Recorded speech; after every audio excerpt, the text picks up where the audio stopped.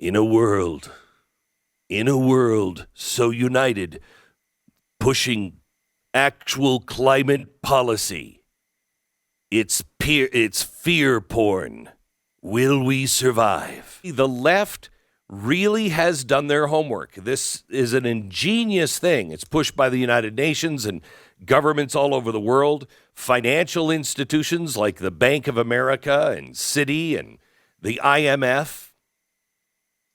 You can't dismiss the fear porn anymore because the global elites have no intention of letting their current crisis go the way of the ozone layer hysteria of the 1980s. And they intend for this one to stick. So what crisis do we have? Oh, my gosh. Have you been outside lately? It's 412 degrees. I actually heard on NPR this morning a report that today, middle of July, in the summer, in Phoenix, it's going to be 111 degrees today. And I thought, my gosh, that is shocking. Because when I lived in Phoenix years and years and years ago, around this time of the year, is 120 degrees. This is not new, people. This is not new. But every time there is some sort of blip, it's absolute proof. World is on the verge of spontaneously combusting. We're all going to die in a fiery flood. First, we're going to have the fire. Then that'll melt the ice caps. And then it'll flood. It'll put us out. But we'll all be dead. If you live in Arizona, you live in Texas, you're probably laughing right now because why do you have to pay attention to this stuff? We all saw that the government was willing to completely change everything in the name of COVID. We saw what societies were willing to give up. So what is the world planning for the big bad climate monster? Well, Texans are in the middle of a heat wave right now. Today, the heat is supposed to hit 109 with temperatures steady in the low to mid 100s all week and next. Well, this is unprecedented. Well, I mean, Vice News thinks it's unprecedented. I think it's summer in Texas, but this heat is not normal, they wrote. Wow, it's not? They go on to conclude this means man-made climate change is an existential threat. And I was expecting the next line to be, and that's why we need the Great Reset. But sadly, they held back. But is this out of the ordinary at all? I'm hearing myself come back. To be blunt, Texans see this again as one of those summers. Heat wave, yes. Something to be cautious about, yes. But not unprecedented. If you're my age and you live in Texas, you probably remember the heat wave of 1980. It set multiple heat records that have yet to be broken. And this was at the end of global cooling. The all-time highest temperature, 113 degrees. The longest streak of days with temperatures of at least 142 days. This is in 1980. The longest streak of days with temperatures of at least 90, 79 days. The hottest month based on an average temperature in July, the temperature was 92 for July 1980. The heat wave then went east, and it cranked temperatures up all over the country to record the highs. And on top of that, a Category 5 hurricane hit at the same time. Now, imagine what the government and the media would have said back then. They would have been freaking out. They would make Chicken Little look like Tom Cruise's Ethan Hawke. I could jump out of that window. Weather events like heat waves can be dangerous. Precautions should be taken. When places like Seattle, at least when I was growing up, nobody had air conditioning. Now, I'm sure they do now, but nobody had it because it's never hot. Hot in Seattle is like 90. And that's what? It's 90? I'm afraid I'm going to burst into flames. People are not used to temperatures, but heat waves are normal. I love this. They were talking about, the heat wave in England and in Europe, and two main tarmacs are closed. They're closed today. You can't land a plane in England today. Can't do it because, quote, the tarmac has melted. Now, I don't know if they're landing their planes on popsicle sticks, but I've never seen a tarmac melt. I've seen it get sticky. I've seen it get soft, but I don't think that's melting. Again, maybe they're making it out of, Haagen-Dazs ice cream. I don't know. So here's what's happening right now. The climate is showing us that we're all going to die at this rate. The way the temperatures have gone up from, let's just take it from April to today, at this rate, it will be 374 degrees at Christmas. Wow. And there's no stopping it. We've got to stop it. So here's what the president is going to do. This, according to the Washington Post today.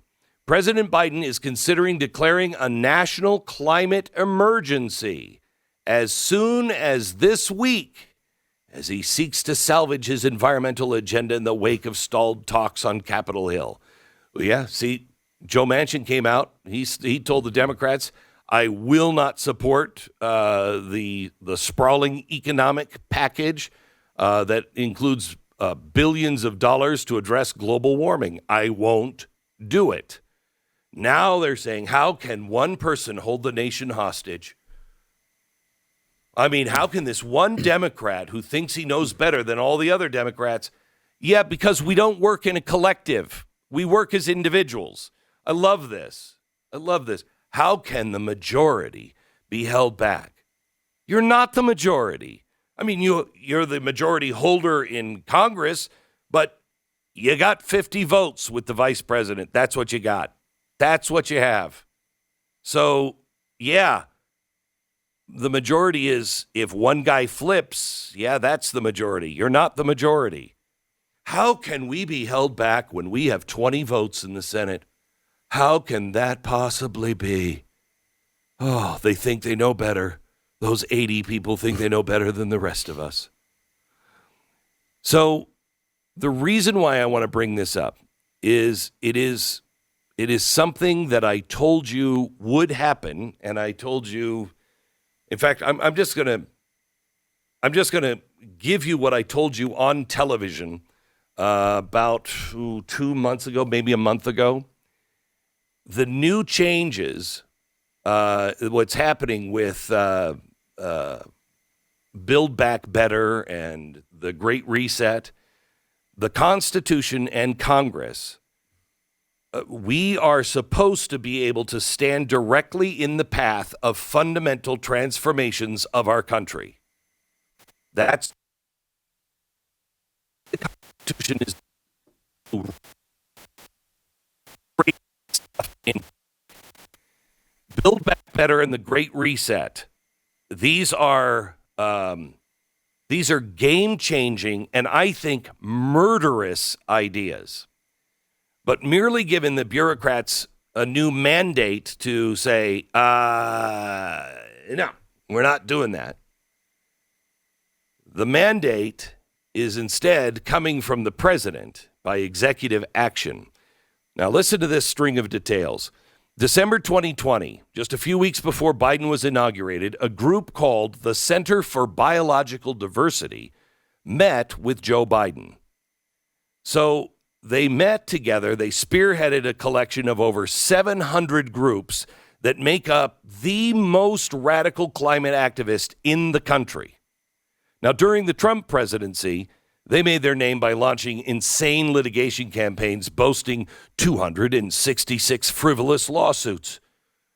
266 frivolous lawsuits. They tried to paralyze his administration.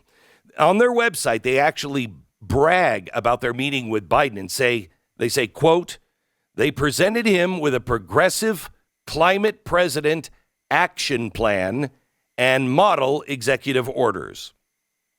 Wow, so they wrote executive orders. Huh. Now, these actions they presented to the Biden administration, and they say, quote, 10 essential climate actions President Biden can do without Congress. They did the work for Biden ahead of the time. They wrote the model executive orders. So when you ask who's running the country, I can tell you it's special interest groups. So let's start at the bottom and see if any of this took. Number 10, rejoining the Paris Agreement. Check. He did it. Number 9, make polluters pay and prosecute polluters. Number 8, advance climate justice. Done. Number 7, launch a just transition. I mean, does that sound like anything that anybody but a radical would say? I give you the radical Joe Biden. He talked about all of that. Prosecuting polluters, advancing climate justice, and launch a just transition. Number 6, 100% renewable energy by 2030. That's why your gas is this high. Then there's the Executive Order 14008. It mandates, quote, a carbon pollution-free electricity sector no later than 2035. So it's 5 years later than the climate activists wanted, but it's 13 years from now. Number 5, weaponize the Clean Air Act. Biden's been very vocal about this from day one. He's one of the biggest things that pissed them off that Trump stood in the way of. Number 4, shift financial flows from fossil fuels to climate solutions. That's the new economy. That's BlackRock. That's ESG. Been happening for years now, but Biden's executive orders are doing much, much more now. This Biden executive action, all of these, are reshaping our economy. Except it wasn't reported or described like that. This roadmap describes over $500 billion in federal contracts that would only be going to entities that adequately monitor their emissions. So in other words, they have a good ESG score. They acknowledge the federal government is, quote, the world's single largest purchaser of goods and services, and they state in the order why they're doing this. Quote, by identifying and mitigating climate risk through procurement, the federal government is leading by example. Deploying public procurement policy as a tool to strategically shape markets. So in other words, manipulate the markets. This is being done at the federal level, manipulating you and the market. And nobody's talking about it. And the SEC is taking it even further.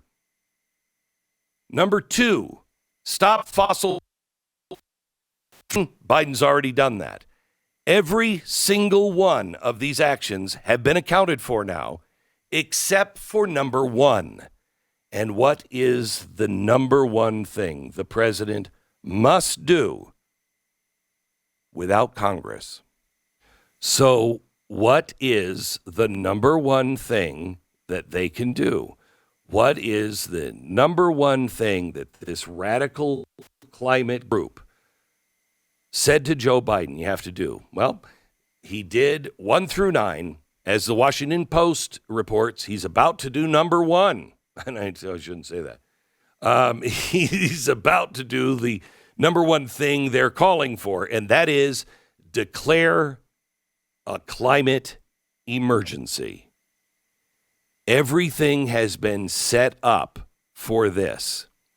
The WHO has already accelerated their plans to protect human health and combat the climate crisis.